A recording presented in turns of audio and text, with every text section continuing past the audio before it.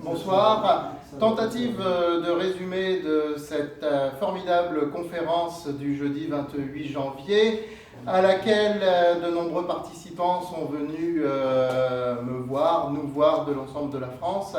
Donc je remercie. Eh bien écoutez, en quelques mots, je pense que la baisse des prix du pétrole est terminée. Comme je l'ai déjà expliqué à plusieurs reprises, au départ, cette baisse a été orchestrée quelque part par les États, aussi bien les États du Golfe dans un premier temps, pour pénaliser les États-Unis afin qu'ils n'aient pas leur indépendance énergétique, que dans un deuxième temps par les États-Unis eux-mêmes, peut-être pour pénaliser les Russes afin que ces derniers ne puissent pas aller vers la course à l'armement.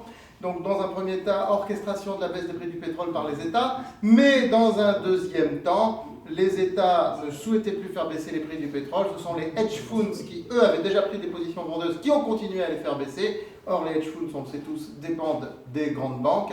Et par conséquent, à un moment donné, les banques ont sifflé la fin de la partie parce qu'elles-mêmes pouvaient se mettre en danger, surtout, je pense, en dessous d'un baril, avec un baril en dessous de 20-25 dollars. Donc on est arrivé à 26,50 dollars. Et je pense que ce point sera le plus bas. D'ailleurs, il y a eu 74% de baisse entre le plus haut et le plus bas, exactement la même chose qu'en 2008-2009. Donc la baisse des prix du pétrole, à mon avis, terminée. On va peut-être redescendre vers les plus bas prochainement. Mais la baisse des actions n'est pas forcément finie. Les actions pourraient descendre bien bas parce que les actions américaines sont survalorisées, parce que l'économie mondiale va se ralentir, surtout si les États-Unis et la Chine se ralentissent en même temps.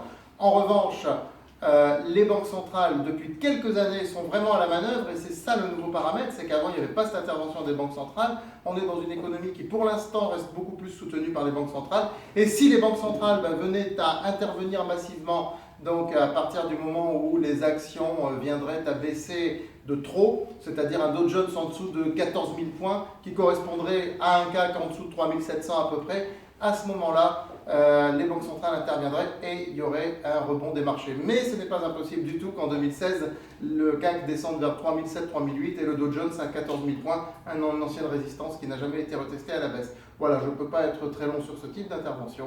Je vous dis donc à très bientôt.